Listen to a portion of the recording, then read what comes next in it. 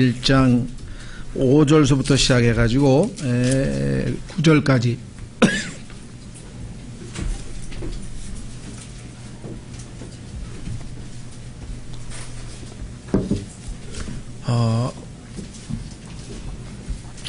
저희 2년 전에 3년 전인가요? 오셨던 그 제임스 낙스 형제님이 개인적으로 이렇게 교제하다 보면은 그런 얘기를 많이 하셔요. 그러니까 지금 가장 문제가 되는 것은 두 가지인데, 성경에는 분명히 이제 그 소위 말하면 목사와 교사의 은사 하나님께서 주셔서 형제들의 믿음을 세우고 가르쳐서 이렇게 도움을 줄 수 있는 그런 은사가 있는 사람이 사역을 해야 되는데, 기존의 시스템이라고 하는 것은 제도화된 그 신학교에서, 예를 들면 신학교를 가서 거기서 졸업을 해서 그 다음에 이제 속된 말로 무슨 시험을 치러서 통과를 해서 그 다음에 이제 뭐 강도사 시험도 보고 무슨 시험도 보고 해서 이제 이런 과정을 쭉 거쳐서 결국 이제 사역을 하게 되는데, 그분들 중에는 물론 당연히 이제 은사가 있어서 누가 봐도 정말 이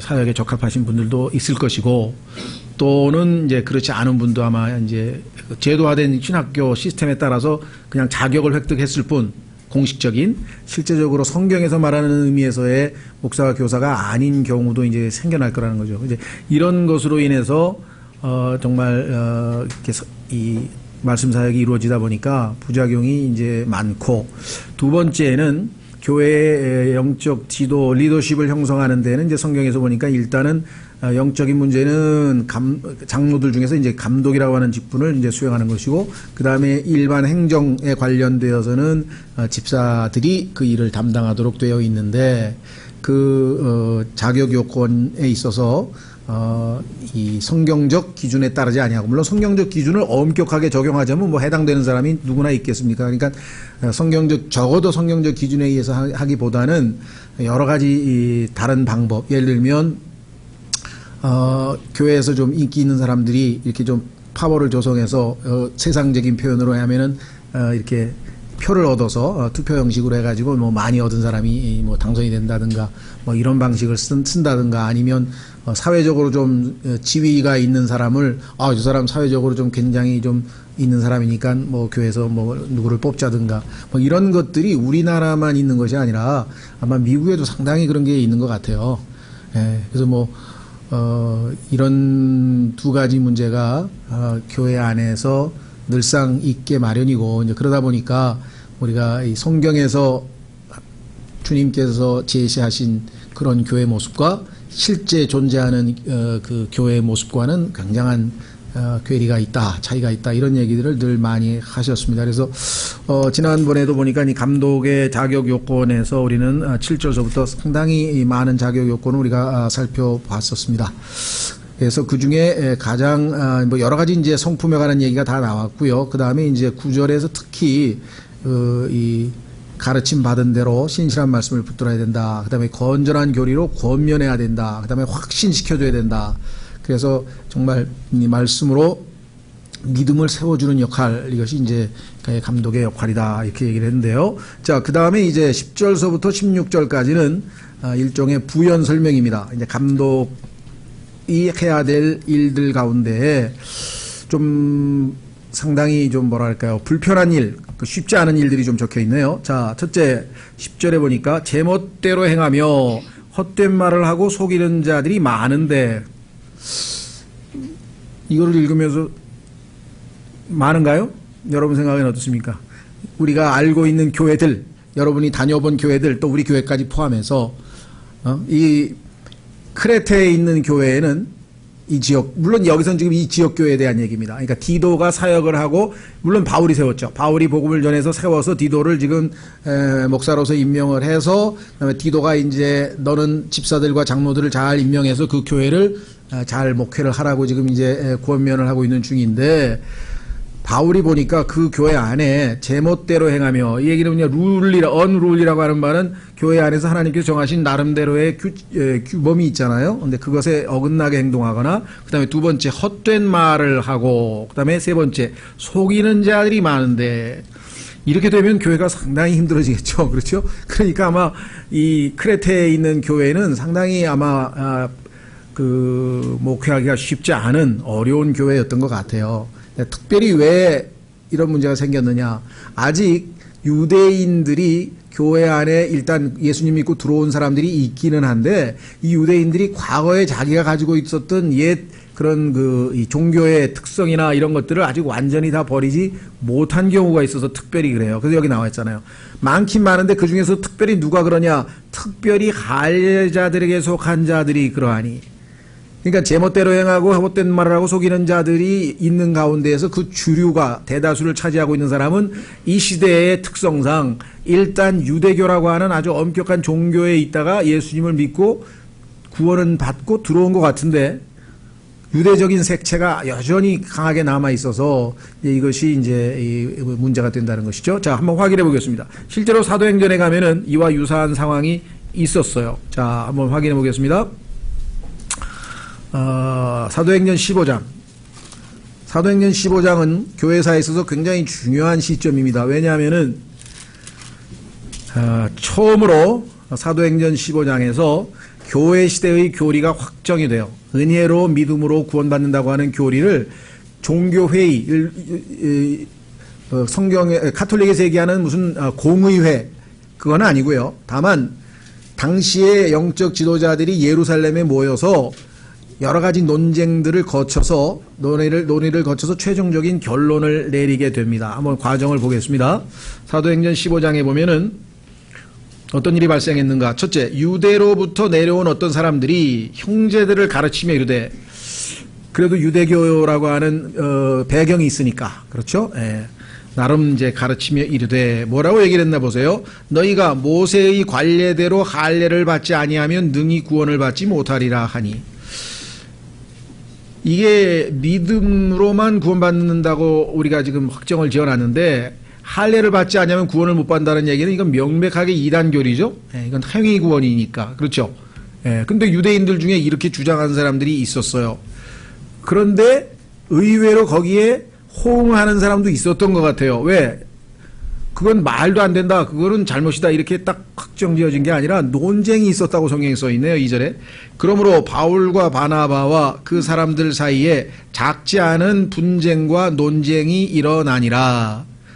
작지 않다 그랬습니다. 그러니까 상당히 심한 논쟁이 있었나 보죠.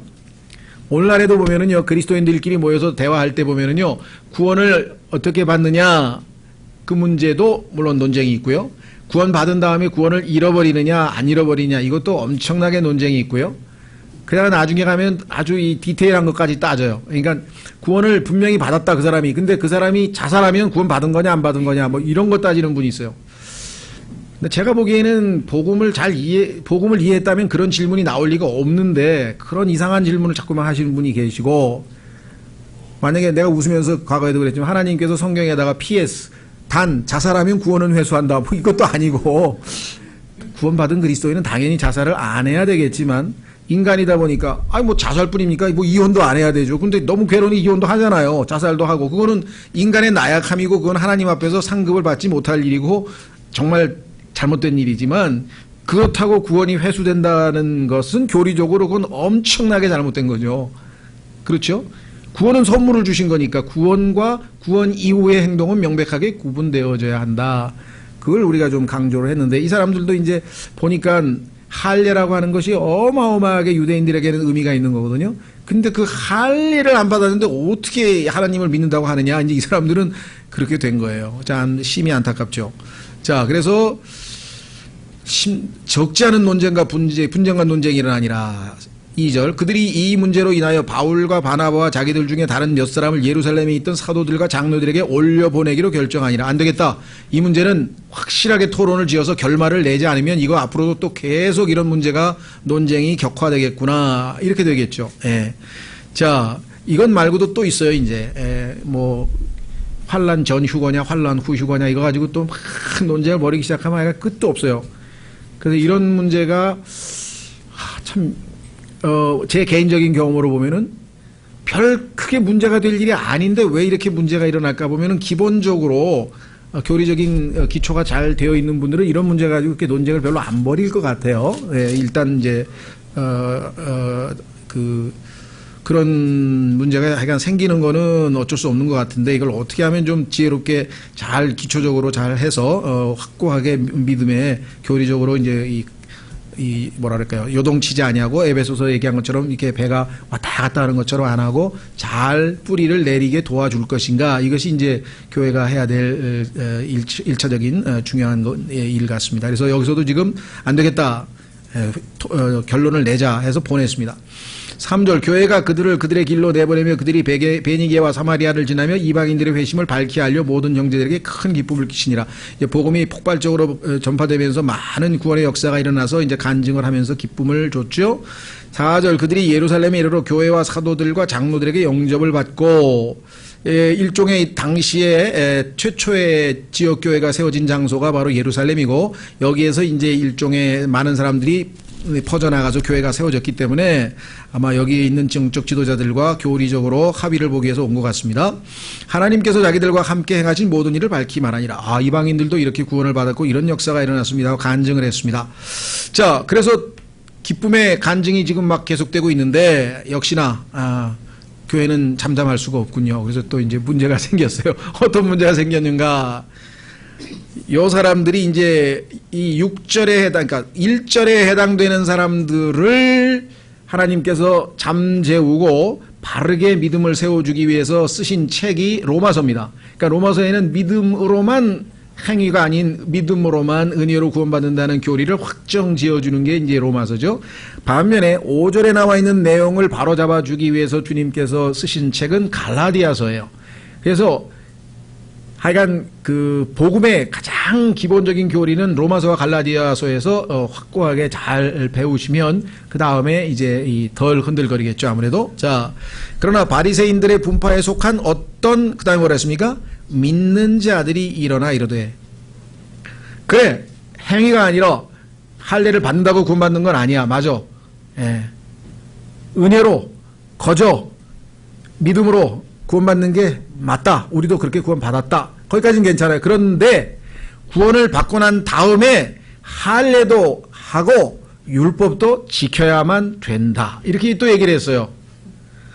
로마서 읽어보니까 우리는 은혜 아래 있고 율법 아래 있지 않다고 얘기했고, 율법에 대해서는 이미 우리는 죽었다고 로마서 7장에서 얘기했고, 로마서만 제대로 공부했어서도 이런 문제가 안 생기는데, 그렇죠?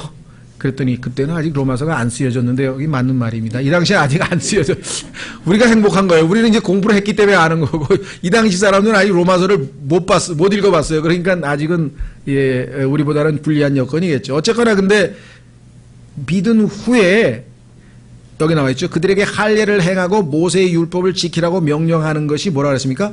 필요하다 하니라.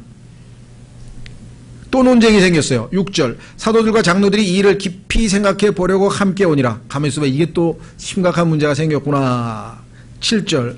많은 논쟁이 있은 뒤에, 역시 이 문제는 논쟁을 불러일으키는 것 같습니다. 많은 논쟁이 있은 뒤에, 그러나 하나님께서는 드디어 명쾌하게 결론을 내주셨어요. 이제 이 결론을 받아들이고 우리는 더 이상 논쟁할 필요 없어요. 왜? 우리를 대신해서 이 사람들이 다 논쟁해 줬잖아요. 우리가 여기서 논쟁하면 잘못하면 시간 낭비가 된단 말이에요. 우리 논쟁할 이유가 없지. 여기서 결론까지 내주셨는데, 자, 많은 논쟁이 있은 뒤에 베드로가 일어나 그들에게 이르되, 사람들아 형제들아 너희가 알거니와 이방인들이 내 입을 통해 복음의 말씀을 듣고 믿게 하려고 하나님께서 매우 오래전에 우리 가운데서 나를 택하시고, 또 마음을 아시는 하나님께서 우리에게 성령님을 주신 것 같이 그들에게도 주사 그들에게 증언하시며, 9절. 믿음으로 그들의 마음을 정결하게 하사 우리와 그들 사이에 아무 차별도 두지 아니하셨느니라. 뭐 유대인만 특별 대우가 아니라 이제 은혜의 시대에는 유대인이나 이방인이나 똑같은 방식으로 구원을 받는 거다.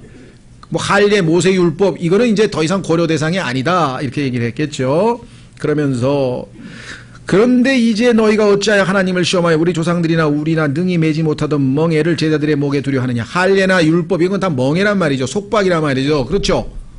그래서 갈라디아서에서 너희가 지금 예수님이 주신 자유는 리버티, 자유는 어디다 두고 이제 와서 다시 율법을 지키는 애 마냐 하면서 속박을 다시 당하려고 하느냐. 이 어리석은 갈라디아 사람들아 하면서 막, 갈라디아서는요 굉장히 톤이 굉장히 강합니다.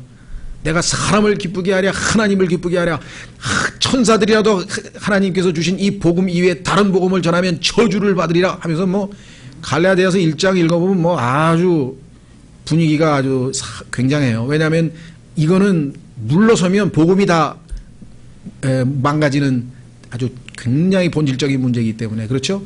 그래서 율법이냐 은혜냐 이 문제가 분명해지셔야 되고요. 율법 그러니까 구원 이후에도 여전히 율법이냐 은혜냐 은혜로 구원이 유지되는 것이지 다시 율법을 지켜서 구원이 유지되는 것이 아닙니다. 만약에 구원은 거저 받았는데 그 이후에 내가 율법을 잘 지키고 순종해서 구원을 지켜내야 한다는 상당히 많은 그리스도인들이 주장하는 그 교리에 따르면요 구원 지켜낼 사람 이 세상에 아무도 없어요.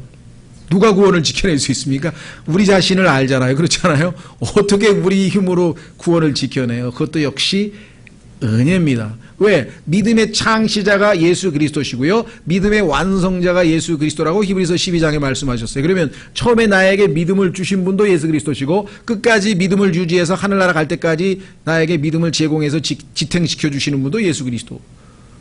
그러니까 구원이 중간에 없어지거나 뭐 어떻게 될 수가 없어요. 예수 그리스도께서 우리 안에서 선한 일을 시작하셨기 때문에 그분께서 그리스도의 날까지 이룰 것이라고 선언했습니다. 구원의 주체는 내가 아니고 예수 그리스도신데 그 예수 그리스도를 그렇게 못 믿겠습니까? 왜 중간에 자꾸 구원을 잃어버린다고 생각하세요? 아, 예수님이 그렇게 능력이 없으세요? 구원을 줬다가 그냥 다시 중간에 잃어버리세요? 또 아니면 갑자기 생각이 바뀌어가지고 로마 가톨릭 교회처럼 간음하고 뭐 이혼하고 그러면 구원을 잃어버린다고 했다가 뭐 하여간 뭐 교회마다 다 단서가 붙어요. 다시 말씀드립니다. 구원은 절대로 잃어버릴 수가 없어요. 만약에 받았다면. 받았는지 안 받았는지 이제 각자 알아서 자기가 하나님 앞에 물어보세요. 그런데 받았다면 구원을 잃어버릴 수는 없어요. 다시 말씀드리지만 보상은 얼마든지 잃어버릴 수 있습니다. 상급은 얼마든지 잃어버릴 수 있습니다. 이 두 가지를 정확하게 구분하셔야 돼요. 구원과 보상은 다른 겁니다. 구원은 선물입니다. 보상은 노력에 대한 대가입니다. 아시겠죠? 예. 그래서 지금 여기서 다시 베드로가 마지막 결론을 내립니다. 설교를 합니다.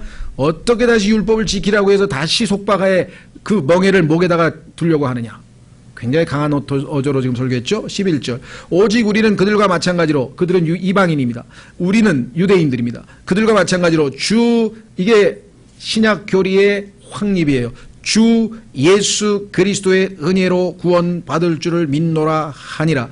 이것이 하나님께서 예루살렘 종교회의에서 최종적으로 내린 신약의 구원 교리입니다. 더 그 이상도 아니고 그 이하도 아니죠. 예. 자, 그래서 사도행전 20장으로 가면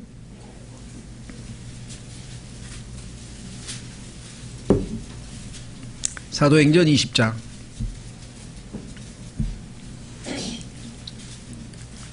21절 사도행전 20장 21절 바울이 유대인이든 그리스도인은 물론 이방인들을 대표하는 그런 사람이죠. 유대인이든 그리스도인이든 간에 딱 안 믿는 사람에게 두 가지만 전했습니다. 그것은 뭐냐? 하나님을 향한 회개와 거기 써 있죠. 유대인들과 또한 그리스인들에게 하나님을 향한 회개와 우리 주 예수 그리스도를 향한 믿음을 증언하였노라. 여기에 또 약간의 오해가 생겨요. 아니 난 오직 믿음인 줄 알았는데 회개가 또 왜 들어갑니까? 이런 분이 있어요. 나는 오직 믿음인 줄 알았는데 회개가 왜 들어갑니까? 예, 여기에서 이제 엉터리 회심, 다시 말하면 회개를 하지 않은 채로 머리로만 믿는 것을 또 믿음이라고 착각하는 사람들이 생겨난다는 것이죠. 회개라고 하는 것은 가던 길을 돌이킨다는 뜻인데 내가 하나님이 없이 내 인생을 살았죠. 예수 그리스도를 믿지 않고 거부하고 살았었죠. 그렇죠. 일단 예수 그리스도를 믿기 위해서는 자기가 가던 길에서 그게 이사야서 53장에서 각자 우리는 양 같아서 각자 자기 길을 갔다 그랬잖아요. 그러면 자기 길을 가다가 돌이켜서 하나님께로 일단 와야 될 거 아니에요. 그래서 하나님 앞에서 하나님 저는 죄인입니다. 제 죄값을 하나님께서 아들에게 다 지우셔서 아드님께서 예수 그리스도께서 제 죄값을 십자가에서 다 갚으시고 묻히셨다가 내가 의롭다고 하는 것을 선포하기 위해서 나의 칭의를 위해서 부활하셨다는 복음의 말씀을 제가 들었습니다. 그 예수님을 믿겠습니다. 그 예수님을 나의 구원자로 영접하겠습니다. 그거예요. 그게 끝이에요. 구원은. 거기다가 그 이후에 뭐를 하지 않으면, 뭐 할례를 하지 않으면, 율법을 지키지 아니하면, 뭐 안식일을 안 지키면 구원이 어떻게 된다든가 이거는 없어요. 그렇죠? 예. 자, 그런 다음에 그러면 또 이제 또 한 가지. 야, 이게 이제 뭐 완전히 끝난구나. 그렇죠? 구원으로 이제 다 끝났잖아요. 이제 하늘나라 가는 건 뭐 빼도 박도 절대로 안 바뀌는 거네. 이렇게 또 마귀가 사람들에게 방향을 그쪽으로 초점을 맞추는 거예요. 근데 하나님은 구원이라고, 구원의 결과보다는 구원의 목적에도 관심이 있으셔요. 구원은 받은 다음에 결과적으로 하늘나라로 가는 거예요. 그렇죠? 지옥에 안 가고. 문제는 왜 그러면 구원을 하셨느냐. 만약에 구원의 목적이 하늘나라를 가는 거면은 여러분과 제가 여기에 있어야 될 이유가 없죠. 왜? 이미 목적이 달성되면 하늘나라 가야지. 지금 뭐하러 여기 이 땅에 남아 있어요. 그게 아니고 이 땅에서, 그렇죠? 이 땅에서 우리를 점점 우리 안에서 그리스도께서 형성되어져서 우리 죄인 안에 예수 그리스도의 형성된 그 예수 그리스도를 통해서 사람들에게 하나님께서 복음을 전하고 하나님이 어떠하신 분임을 알리고 계시해서 사람들로 하여금 다시 예수 그리스도 품으로 돌아와서 하나님께 영광을 돌리게 하는 그러한 목적이 있잖아요.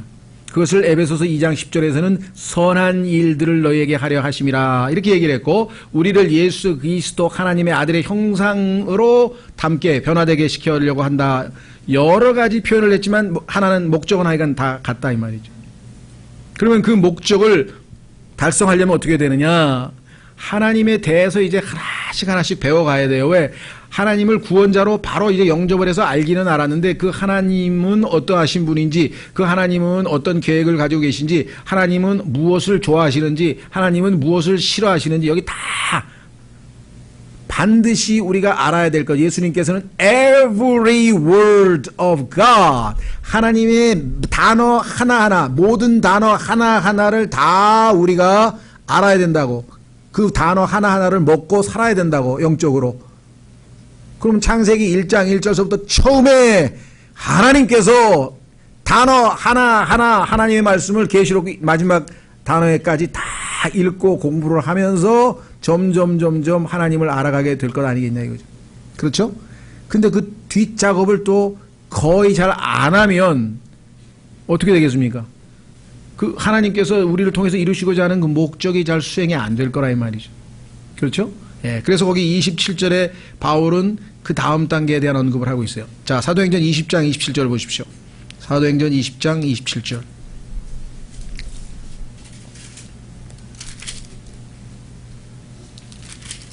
자, 뭐라고 얘기했나 보세요. 이는 내가 지금까지 회피하지 아니하고 하나님의 모든 계획을 너희에게 밝히 말하였기 때문이라. 오늘날 교회에서 영적 성장과 또 교회가 하나님의 뜻에 부합되게 잘 성장하고 세워지는 데 있어서의 가장 결정적인 것은 여러 가지가 있겠지만 그 중에 교회 안에서 하나님의 모든 계획들을 바울처럼 다 밝히 말하지 않고 좀 몇 가지 그 선호하는 구절들 몇 가지만 이렇게 집중적으로 가리키거나 이럴 경우에 균형 잡히지 않죠. 우리가 마치 신체적으로도 영양분이 균형이 잡히지 않고 어떤 특별한 것만 우리에게 공급이 되면은 균형이 안 잡히듯이 신앙도 그렇게 균형이 안 잡히게 된다 이 말씀입니다. 그래서 여러분들이 정말 때로는 힘들고 지루하더라도, 왜냐하면 구약 성경 읽다 보면 지루한 부분이 틀림없이 나옵니다. 그렇죠? 특히 레위기라든가 뭐 역대기 앞부분에 역사 부분에 사람 이름 나오고 이런 거 읽으면 굉장히 힘들어요. 근데 그것들을 다 읽으셔야 돼요. 창세기부터 계시록까지 꾸준히 다 읽고 꾸준히 다 읽고 꾸준히 다 읽고, 그렇죠? 아침 점심 저녁 지금 몇십 년째 잡수시고 계잖아요. 아직도 잡수고 계시죠? 예. 예. 근데 성경은 중간에 막 띄엄띄엄 왜 띄어? 그러죠? 밥새끼는 그냥 꼭 찾아 먹는데 그렇죠? 예. 요즘은 뭐 샤워도 매일매일 하는데 자백하고 예수님의 말씀의 물로 씻고 성경을 읽으면서 말씀의 물로 씻죠. 죄를 지으면 예수님의 피로 씻죠. 죄는 피로 씻고 세상에 묻은 덕지덕지 이런 먼지나 세상적인 사고방식은 말씀의 물로 씻어야 되는데 샤워는 매일 하는데 말씀의 물로는 잘 안 씻는다. 그렇죠. 밥은 새끼 잘 먹는데 하나님의 말씀 잘 안 먹는다. 영적으로나 육적으로나 거의 하나님께서 왜 그렇게 먹는다는, 내가 주의 말씀을 받아 먹었사오니 왜 먹는다는 얘기를 그렇게 많이 합니까? 배에서는 내 말이 입에서는 꿀처럼 달지만 배에서는 쓰다 그랬죠. 그렇죠. 하나님께서 왜 자꾸 이 말씀과 먹는 것과 연관시켜서 말씀을 할까요? 그만큼 굉장히 유사한 거예요. 유사한 거예요. 네. 자, 그래서 우리는 이 교회에서 정말 비슷한 말씀 같은데 그 얘기가 아니에요. 근데 이게 그 얘기가 그 얘기 같아도요, 듣다고 반복하고 이렇게 해서 탁 하는데 그게 우리의 영적으로 항상 어떤 이 건강해지는데, 영적인 건강에 도움이 되는 것입니다. 다시 돌아옵니다. 자, 그래서 할례자들에 속한 자들에 대한 얘기를 지금 사도행전 15장을 통해서 우리가 하다 보았습니다. 11절, 너는 반드시 그들의 입을 막아야 하느니라. 왜 그렇습니까? 이런 아까 얘기한 것처럼 할례를 받아야 구원을 받는다, 아니면 할례를 나중에 구원은 받았어도 받고 모세 율법도 지켜야 된다, 뭐 이런 것들이 교회에서 만약에 교리로 전해지거나 막 잘못하면 미혹당하거나 이런 일이 발생하면은요, 교회가 완전히 풍지박산이 나요. 그래서 그 사람에게는 좀 미안하지만 할 수 없이 입을 막든지 아니면 내보내든지. 뭐 저희 교회는 그런 일이 별로는 없었어요. 한 대여섯 번 있었는데, 한 번은 교회가 환란을 통과한다는 거예요. 교회가 환란을 통과하니까 우리 교회도 준비를 하고 대비를 해야 되는 거예요. 어떻게 대비를 하냐 그랬더니 뭐 산에 가서 무슨 자급자족을 해야 된다든가, 뭐 그래서 뭐 농장을 하나 사가지고 뭐 그거. 근데 그거에 미혹돼 가지고요, 교회가 막 돈 빌려 가지고 농장 산 그런 교회도 있어요. 킹제임스 성경 믿는다고 하는 교회인데. 여러분 생각할 때는 말이 안 되죠. 해요. 그런데 미국에서는 그때 외부에서 침입을 해오면 우리가 스스로를 방어해야 되니까 해가지고 2만 불을 은행에서 빌려가지고 다 개인적으로 총을 샀다니까요. 킹제임스 성경을 믿는다는 교회가.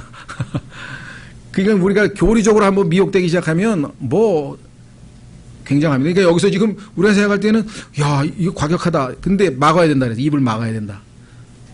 그렇죠? 그래서 제가 그거 계속해서 교회에서 이야기할 겁니까? 그랬더니 자기는 이게 뭐 확실한데, 이 교회는 그게 잘못됐다고 벌써 다 배웠으니까 가르치실 필요도 없고, 왜 다 알고 있으니까 그게. 그리고 그걸 잘못됐다고 믿고 있는 사람들 안에서 뭐하러 여기 와 계시냐. 조금 뭐 저는 부드럽게 했는데 기분이 나빴는지 어쩌나 그 다음 주부터 안 나왔어요.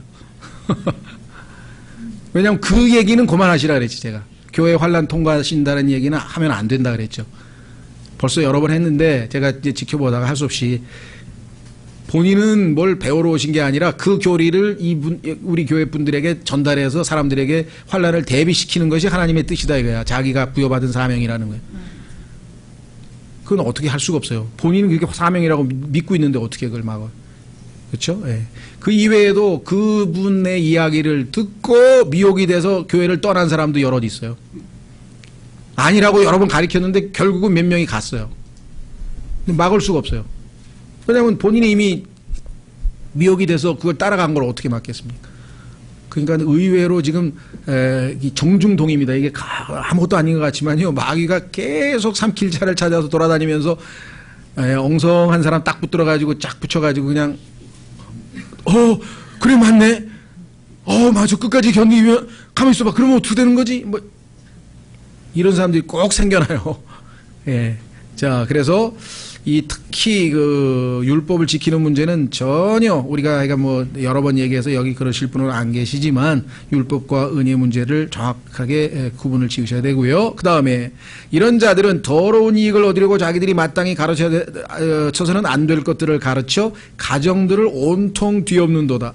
하나님께서는요, 우리가 생각할 때는 저 사람이 무슨 딴 속마음이 없는 것 같은데 나중에 보면 거기에는 다 더러운 이익을 탐하는 뭐가 있어요. 나중에 결과적으로 보면은요, 그게 다 뭐가 결국은 이 열매로 잘못된 열매가 드러나더라고요. 그래서 잘못된 교리는 반드시 잘못된 열매로 드러나고 올바른 교리는 반드시 올바른 행실로 드러나는 것이 원칙입니다. 자, 마땅히 가르쳐야 돼서 안 된 것 지금 얘기했었습니다. 가르쳐 그 다음에 가정들을 온통 뒤엎는도다. 여러분 생각하면 뒤엎는다는 게 무슨 맛인지 아시겠죠? 예, 교회가 만약에 아버지는 구원의 영원한 보장을 믿는 사람이고 어머니는 구원을 잃어버린다고 믿는 사람이고 그럼 그 집안 어떻게 되겠습니까? 여기 보니까 가족이 아닌 사람들도 서로 많은 논쟁이 벌어졌다 그랬는데 가족 아니면 더 그냥 막 좀 격의가 없으니까 더 심하게 논쟁하지 않을까요? 물론 또 뭐 예외적인 집도 있겠죠. 하여간 어쨌거나 가정들을 뒤집어 엎을 정도로 이게 심각한 문제가 지금.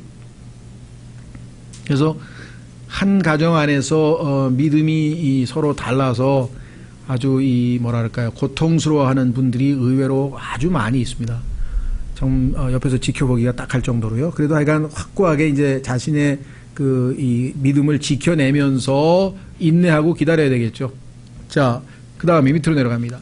그들 중에 한 사람 곧 그들의 대언자도 이르기를 크레테 사람들은 항상 거짓말쟁이요 악한 짐승이요 게으른 탐식가라 하였는데 이 증언이 참되도다. 사실 이것은요 성경에 기록되어 있지만 실제적으로는 당시에 그 예를 들면 크레테라고 하는 섬에 있는 어떻게 보면은 이 유지 뭐 아니면 뭐 이렇게 어떤 그 뭐랄까 우리 사회로 치면 원로급에 해당하는 어떤 뭐 이런 사람인 것 같아요. 대언자라고 했으니까 뭐 영적 지도자, 정신적 지도자 뭐 이런 사람이 나타나 가지고 이렇게 얘기를 했는데 그 사람 증언이 맞다 이거야. 크레테라고 하는 사람들의 그 이 민족 특성에 대해서 성경에서 우리가 볼 때는 야 이거 성경이 이런 걸 써놓으면 어떡하나 싶을 정도로 아주 단호하게 써놨죠. 예, 항상 거짓말쟁이요 악한 짐승이요 게으른 탐식가라. 이 증언이 참되도다. 바울이 보니까 크레테에서 복음 전에서 구원시키면 변화되는데 그 구원 받기 전에 크레테 사람들의 어떤 삶의 스타일이 여기 나와 있는 것처럼 상당히 아주 안 좋기 때문에 정말 구원받은 이후에 만약에 옛 생활의 모습이 드러났다 그러면 심각한 문제가 생겨요. 그렇죠. 네.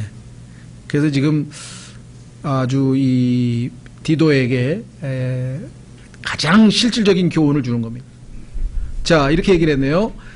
그러므로 그들을 엄히 꾸짖으라. 이게 젊은 목사가 이것이 얼마나 부담스러웠겠어요. 그렇죠? 예, 이 엄히라고 하는 말은 sharply라 그랬는데요. sharply. 날카롭게. 여러분들 히브리서에 보면은요.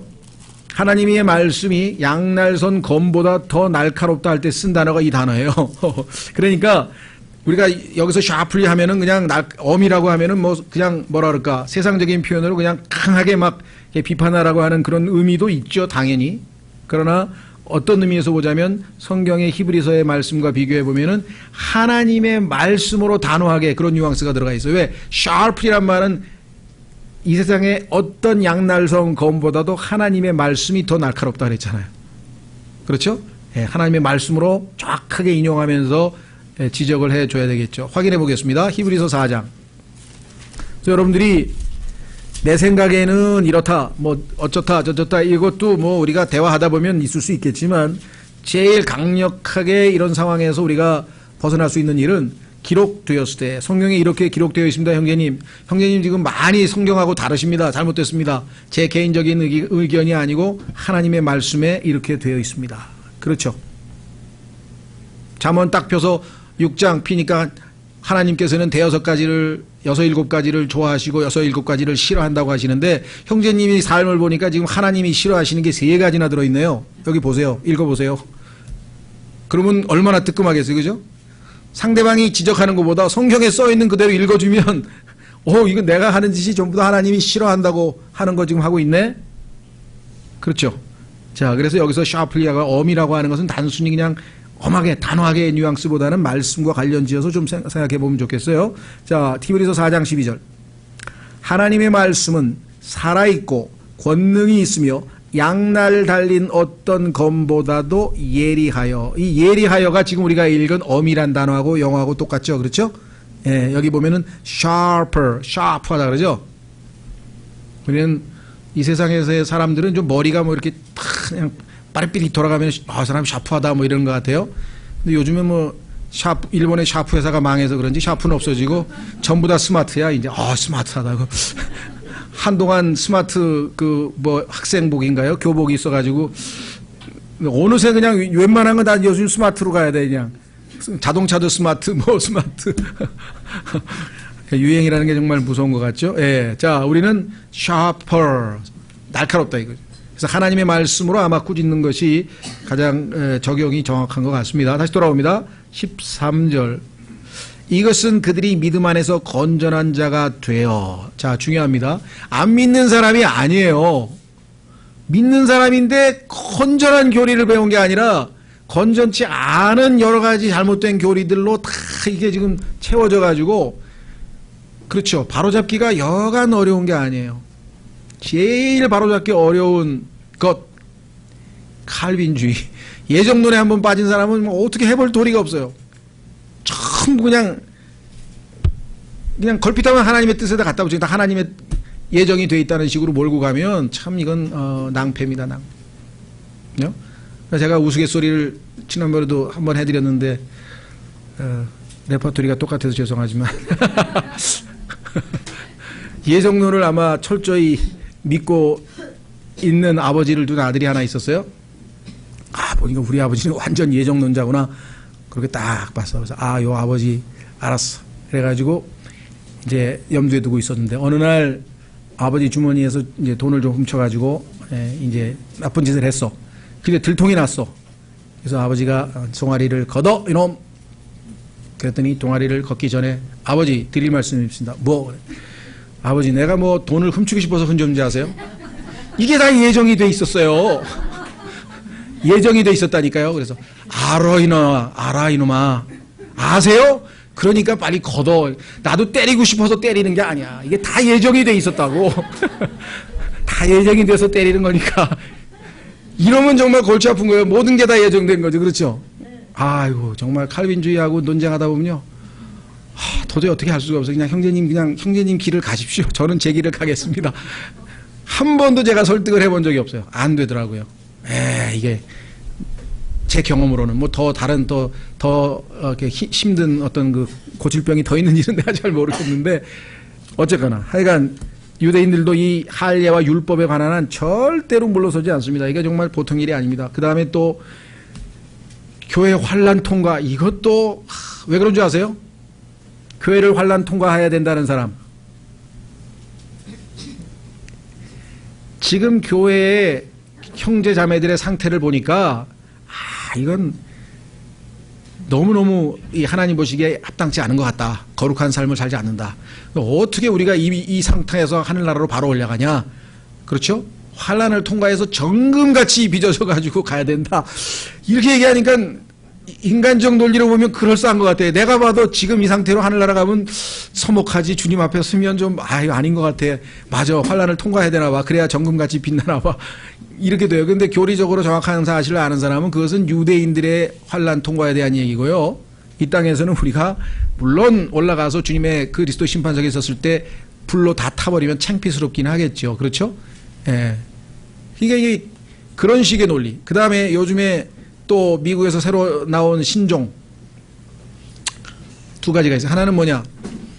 이 땅에서 정말 헌신되어서 정말 완전히 하나님 앞에 바쳐진 그러한 삶을 사는 사람은 환란 전 휴고,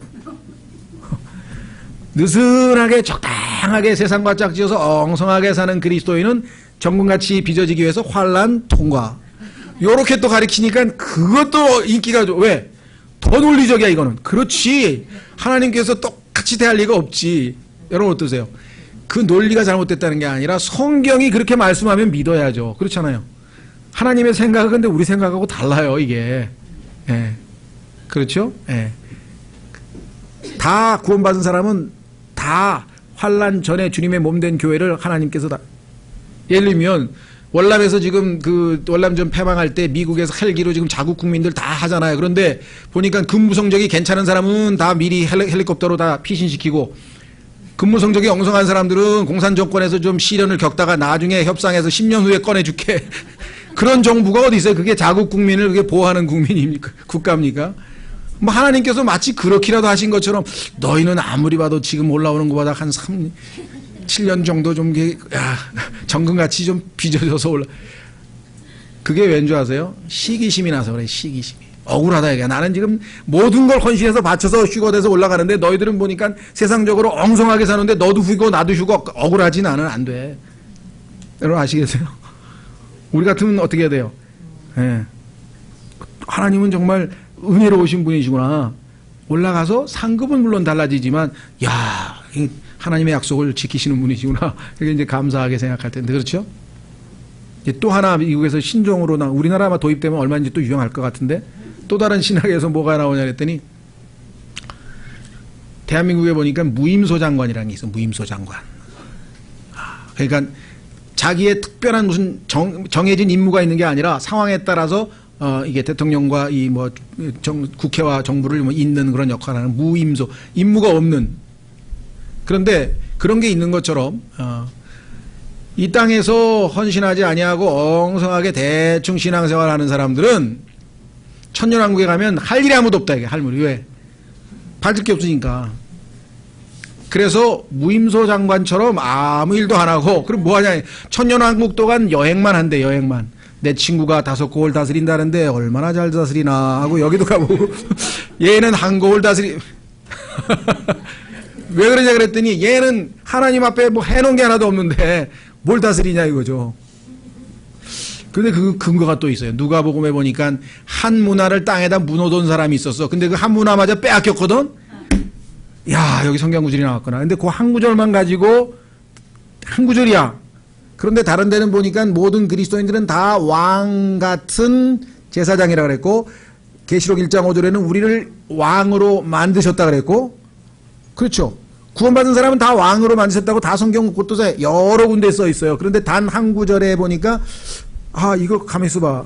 구원은 받았지만 한 문화를 땅에 묻어놓고 주님을 섬기지 아니한 사람은 나중에 그 한 문화마저 빼앗기면 아무것도 할 게 없다는 소리 아니야. 그렇죠. 근데 성경에 보면 빼앗긴다까지는 나왔는데 아무것도 안 한다. 그 결과 얘기는 안 나와 있어요. 예? 그래서 그걸 또 넘겨 짚어서 또 이렇게 막 그러니까 아마 내가 보기에는요, 자신은 뭐 헌금도 많이 하고 뭐 그냥 시간도 다 드리고 뭐 봉사도 하고 막 청소도 하고 그냥 죽어라고 막 하는데 보니까 뺀질뺀질한 성도들 형제자매들을 보니까 너하고 나하고 똑같이 대접받으면 안 되지. 그런 분들이 계신 것 같아. 우리도 그렇죠. 부모님한테 나중에 유산 받을 때 보니까 야, 나는 30년을 뭐 정말 시어머니를 모시고 시아버지를 모셨는데 너하고 나하고 어떻게 1대1로 똑같이 유산을 갈라봤냐 뭐. 근데 영적인 것도 똑같이 생각하시는 분들이 있더라고요. 성경에 보니까요, 유업, 그다음에 하늘나라 가는 것, 이거는 구원받은 것에 대한 보상이에요. 그러니까 천년왕국에 가서는 아니라 셋째 하늘에 올라가서 보상에 관한 한 분명하게 차이가 있는 것은 확실합니다. 예, 하나님께서 그건 정말 알아서 하실 거예요. 그러니까 옆에 있는 사람이 어떻게 될까 생각하지 말라고 하는 거 기억나세요? 그런 사람이 누가 있었습니까? 누가복음 한번 누가복음이 요한복음을 한번 가보세요. 예. 예수님께서 그거 신경 쓰지 말라 그랬는데 신경 쓰시는 분이 계시더라고요. 이상하게.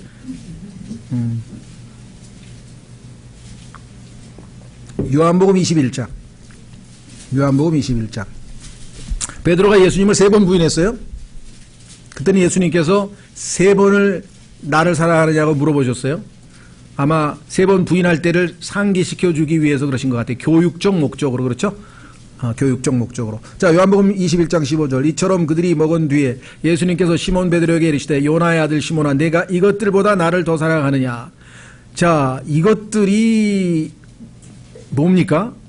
예, 이거 가지고 논쟁이 많아요. 이것들이 이 제자들보다도 나를 더 사랑한다는 뜻이냐, 아니면 무슨 물고기 얘기하는 거냐. 그래서 약간 이것도 지금 우선 저 퀘스천 마크인 것 같아요. 하여간 일단 여기서 논쟁하지 마시죠. 저도 답을 잘 모르겠어요.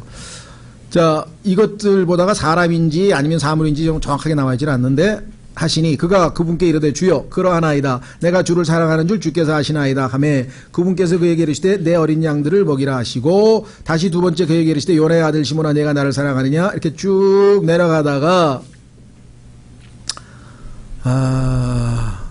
어딨죠? 20절. 그때 베드로가 돌이켜 예수님께서 사랑하신 그 제자가 따르는 것을 보았는데 사랑하신 제자 아까 나왔었죠. 요한입니다.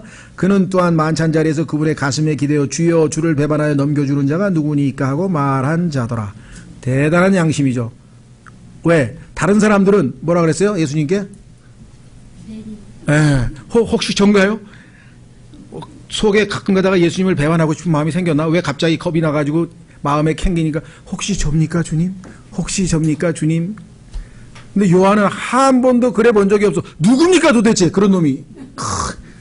이런 양심을 지니고 신앙생활해 여러분들 대단하죠? 베드로가 그를 보고 예수님께 이르되 주여 이 사람은 무엇을 하리이까? 왜 이 질문을 하냐 이 말이야.